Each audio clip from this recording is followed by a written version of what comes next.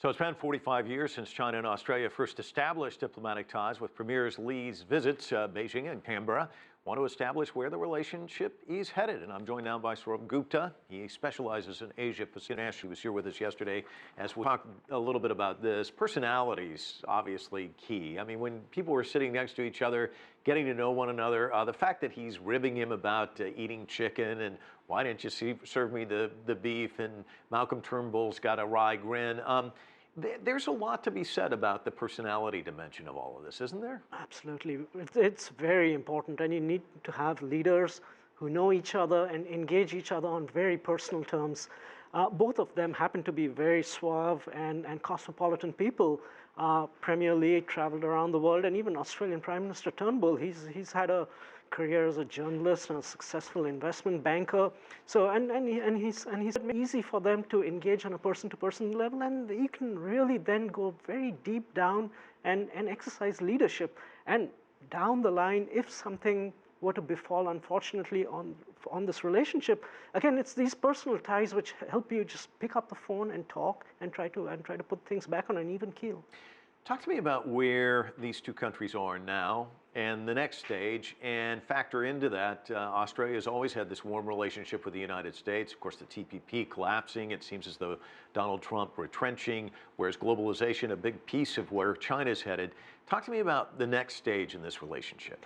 The next stage of this relationship is for both parties to continue to be very internationally engaged, particularly in the economic sphere. For China, it's at the moment when it is really growing out. It has benefited tremendously from globalization and from export markets, but now it's not just about exporting goods, it's about exporting investment, exporting capital to many of these countries and having infrastructure and other investment projects. Australia has always framed its interests at a very global level.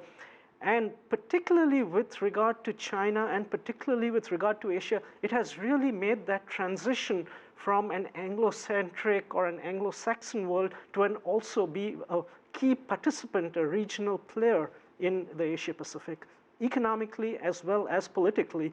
And there's tremendous scope for Australian growth from Asia's growth. Australia had so many natural resources, but it is also serves a superpower in its own right. And it can lead, as these countries make their transition from manufacturing to services and consumption-led growth, Australia can be right at the forefront with best practices and with very sophisticated investments in banking, insurance, healthcare, education sectors. Let me bring up the South China Sea. Obviously, we reported a lot on former President Barack Obama's pivot to Asia, and of course, Australia was a piece of that. Soldiers deployed to Darwin, not a lot of them, but it was kind of this little piece of what the pivot to Asia was all about, also kind of indicating the strength of the relationship between the United States and Australia, and also the concerns about the South China Sea. And Malcolm Turnbull brought that up, but he couched it in this kind of language, and I want to talk to you about this. He said to Premier Li, "We believe China has much to contribute to global peace and prosperity in this time of rapid change." How does he talk about this issue with him where they can kind of have a meeting of the minds? I think Australia and Prime Minister Turnbull have put themselves in a very good position to have a very frank and constructive discussion on the South China Sea with Premier Li. When the South China Sea issue, the tensions were escalating during the first half of this decade, Australia necessarily needed to be bunched together with its allied partners, with Japan and with the United States, and it deepened those ties. But once the tensions have reduced in the South China Sea, since I would say in the last 9 months, Australia has actually had an independent policy with regard to the South China Sea, where it has disentangled its policy from that of the United States. It doesn't do the sort of freedom of navigation patrols that the US wants to do and continues to do. It has just retrenched a little bit, which has given it a position which is independent of the US and a little bit more open to engagement by all parties involved. And this has been appreciated by China and provides a platform for the Australians to also speak rather directly to China on some of the constructive steps it could take particularly in adhering to some aspects of the arbitration award related to the South China Sea, which will really alleviate tensions and can be win-win for both for ASEAN and China as well as for the Australia-China relationship. It's interesting, though, Premier Li also warning Australia against taking sides like it did during the Cold War and choosing between China and the U.S. And then you've got Trump right there in the middle of it. So threading that needle, both sides, how do they do it? That has been Australia's great concern in Asia, that its economic chips are increasingly with China, security chips are with the United States, and if those go in completely opposite direction, it's right there in the middle. And Premier Li was trying to get out ahead and try to assure the Australians that that choice necessarily does not have to be made, and it will not come to that. So long as the international economic environment does not get broken up into blocks, so long as they keep engaging each other economically and politically and even on the security side, that question of either or will not arise, and Australians don't have to be so anxious of having to thread that. But what Premier Li was also alluding to was that China would prefer that all countries, and this is not just Australia and China, but other countries also, including extra-regional countries, operate on this win-win perspective where they try to find areas of complementarities rather than areas where they can kind of gang up with each other and create that block environment. And so it is something which is not going to get sorted tomorrow, and it's going to be an ongoing process, but it doesn't have to come down to being such a dilemma. Well, and the interesting thing is, you hear this a lot when you talk to people from China, and diplomats will say it straight out. You know, the world's moved on from that Cold War era, and it seems like very much here in Washington, D.C., a lot of issues seem to be through the prism of the Cold War. And talk to me about that philosophical distance between how perhaps people see it here in Washington and how it's perceived in China, and whether or not Australia ends up in either camp. That's a really good point. You know, this was one of the key speeches that President Xi made during his first 5 years as president of China, in which he tried to transition the US-China relationship from one of competition to one which is not of great power competition, but something related to more like major power interactions, so that we could ameliorate the harsher edges in that relationship. He's talked about the Thucydides trap, the Kindleberger trap. We don't have to be caught up in these traps. These are 18th, 19th century traps, or traps from even earlier. Well, while you're saying that, we've got live pictures now of the signing of the agreements here. You know, there's so much formality about all of this, and these strokes that you see in any type of state visit like this. This is a key piece of it. We'll also be hearing from them shortly. Talk to me about the formality, the rituals, how important they are when you have a state visit like this. These rituals become very important, particularly a state visit in which both parties are so committed to each other in the relationship. This is in certain ways a paradigm shift in the relationship, because the relations had not been terribly great in this last couple of years because of the South China Sea tensions. And suddenly we will see, maybe today we can't grasp the symbolism of it, but 5 years, 10 years down the line, it is these pictures which will resonate as those moments in which the trajectory of the relationship shifted altogether on a much more productive path. And it's at that point of time that these rituals and these ceremonies will really be appreciated for the value that they have brought to the relationship. And I misspoke. It's not actual state visit, but the TPP, it's collapsed. We're seeing the signing of the agreements here. Australia, New Zealand, a lot of these countries scrambling now with the absence of the TPP. Does China fill the void? No, I wouldn't go that far to say China fills the void. The reason is this: China is still a middle income, a developing country which is becoming a middle income country. To be able to take those onerous commitments that would be required to be able to lead the international trade system would be, at this point of time, very difficult and not particularly useful actually for China. But China has shown itself ready to be a responsible stakeholder on the international economic side, and it takes two parties to clap. China's hand is open, and the Australians had been very, very committed to this, and were very hurt, frankly, that the US summarily just yanked the TPP down. And they have been actually at the forefront of trying to see if some arrangement can be worked with all the TPP partners, minus the United States, but with China involved.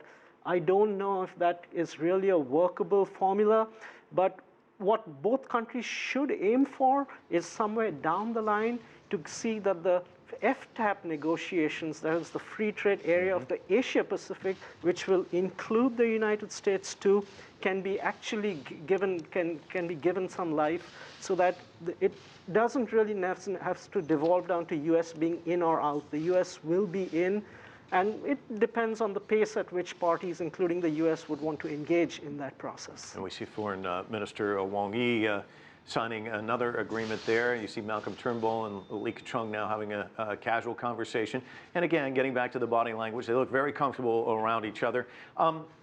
Interestingly enough, you say that China can't fill the void. They're not at that stage. But I want to get the mindset from Australia, New Zealand, a lot of these countries banking on the TPP. Is it now a matter of you have to cobble together a little of this, a little of that, and try and move forward? Because many people expecting this to be kind of a boon for all these different countries. It was a boon, and it has hurt them.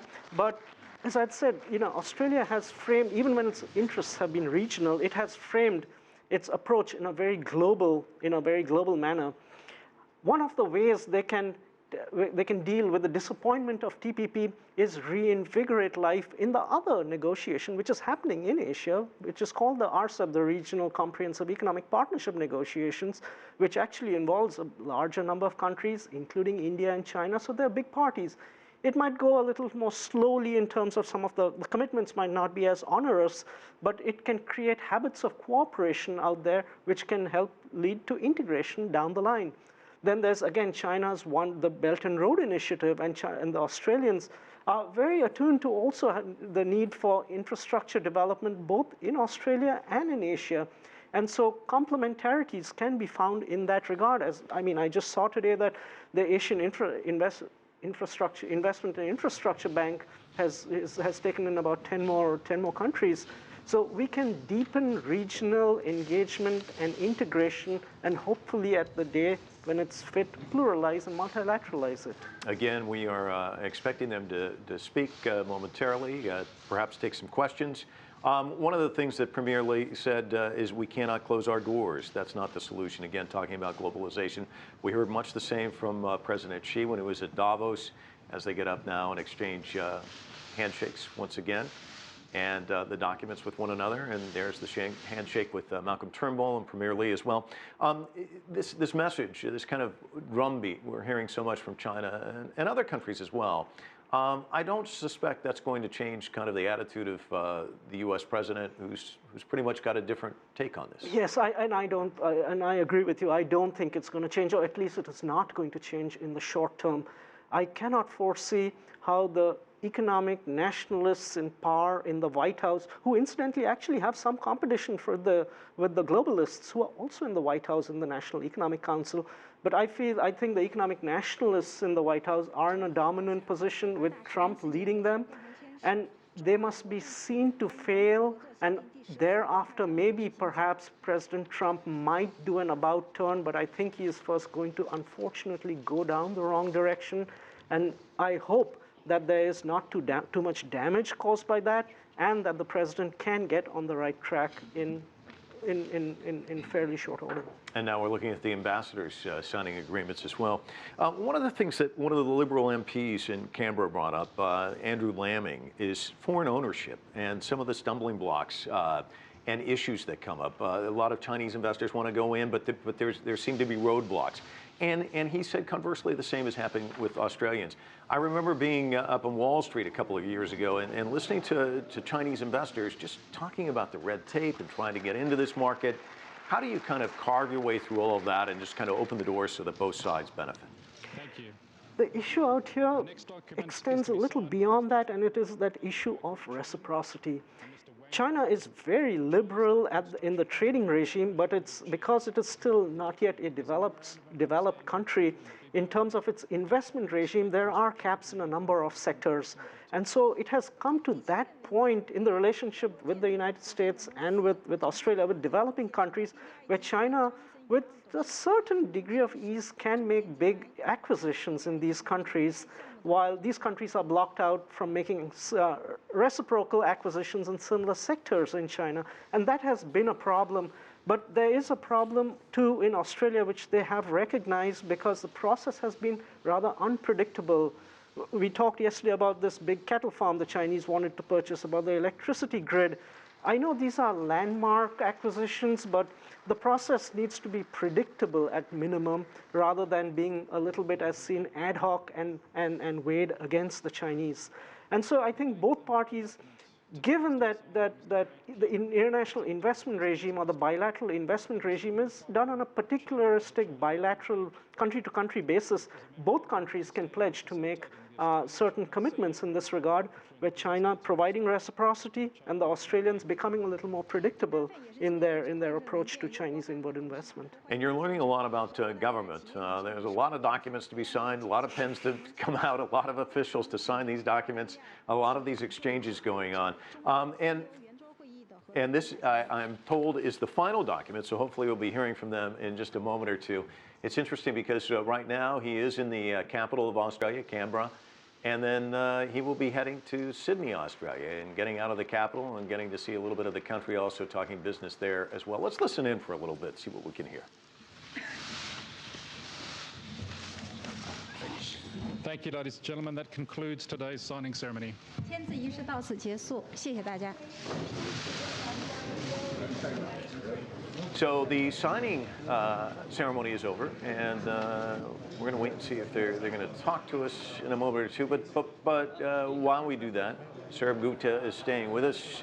Talk to me about getting out of the confines of a capital where you've got parliament and all of this official signing of documents, and getting into another part of the city or another part of the country, one like Sydney, which is a fantastic city, and getting a taste of a little bit more of what Australia has to offer. Oh, absolutely. It's just, he's lucky to go to Sydney.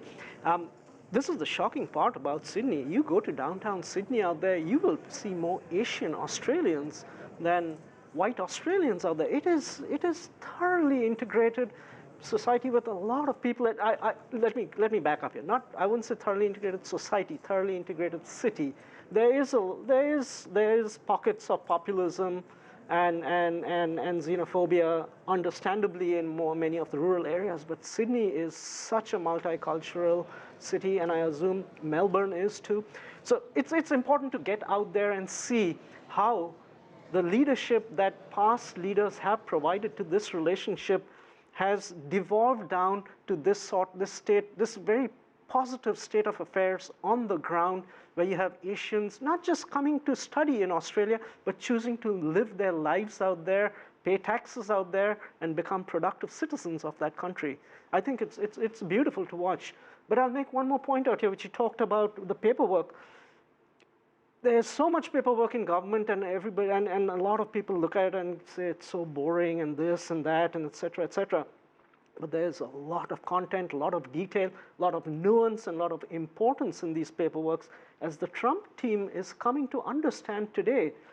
It had disparaged these free trade agreements or trade agreements summarily, and it is now realizing the depth of commitments, the nuance in language, the amount, the detail in them, and that these things cannot just be torn up summarily, or that one cannot just demand this thing be changed and that thing be changed. It takes, government is this enormous ship, and it takes a lot to get the ship moving forward, the ship of government. Fielded just not many questions, a few questions from reporters from both China and Australia. Sourabh Gupta is here with us again. Kind of a good back and forth. It was interesting, the first question, Premier Li had a kind of a funny line saying, I thought the first question was going to Malcolm Turnbull, it was going to him. But he definitely answered a rather long-winded question about South China Sea. And it was interesting to hear Malcolm Turnbull come up afterwards and say that was a generous and comprehensive answer. But I think what was most telling is the question about, which we were discussing, how do you thread the needle? You've got the U.S. and China. And I thought Malcolm Turnbull's response was actually quite good. He said, we've got strong but different relationships with Beijing and Washington. It's a multipolar world.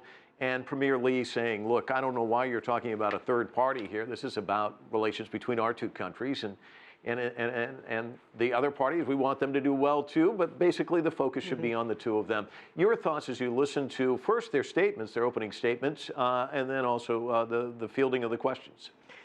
On the South China Sea question, exactly as you said, I mean, the answer was a very comprehensive one, and that relations that don't necessarily have to be confrontational. They don't necessarily have to be zero-sum. It doesn't have to choose one party over the other party. It was obviously a statement of great confidence on the part of Prime Minister Turnbull. Prime Minister Howard, when he was the Australian Prime Minister, had been fielded the same question. He answered it with the same confidence. And this question will not go away because the Australian strategic community themselves discuss this in great detail. But it is always useful for the leadership to stand ahead of this and project to exude a certain degree of confidence that these relationships can be managed. The most important thing on that point, which he alluded to later, and I hope all the leaders in the Asia Pacific listen to that. He said, this is Prime Minister Turnbull, I'm paraphrasing it, we must all be champions for the US-China relationship to succeed. If the US-China relationship succeeds, many of the problems in the Asia Pacific will also fade away, and those can be managed.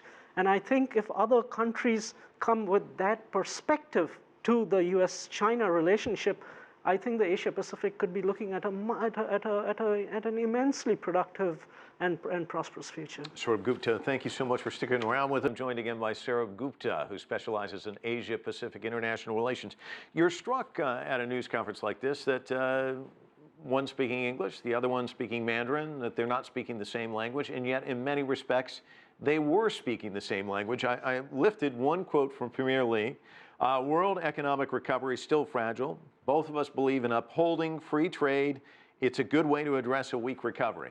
Now, Malcolm Turnbull, he said protectionism is not a ladder to get you out of the low growth trap. It is a shovel to dig it much deeper. They're both saying much the same thing, aren't they? Exactly. They are both saying the same thing. And that's exactly what struck me too. Both of them talked in terms of the macro perspective that the international economy is not out of the woods, and this is not the time to be going backwards through protectionist measures or closing off boundaries. And so it is a transitional phase at the international level, international economic level, systemic level, but it's also, both of them alluded to, it's a transitional phase in their relationship too, but in a positive direction this time, as they move away from the previous pattern of trade relations based on natural resource sales to Australia, to China, to a more services and a more consumption-led society in China, and Australia standing at the forefront of being able to service that consumption-led society that China hopes to create. And I think from that perspective, both of them had their eyes set on the ball perfectly, both from a larger macro perspective and in terms of the bilateral relationship. It's interesting, I jumped online here, and the Queensland farmland had beef, Australian beef, and we've talked a little bit about that. That seems like the old way of doing business. You do business about trading beef, but then there's the new way, which is talking about innovation and working together with innovation. It's kind of the old model, the new model. Talk to me about bridging this gap as well. Let me make 2 points on this. Beef obviously is a huge export from the Australian side, and and even wines is a huge export.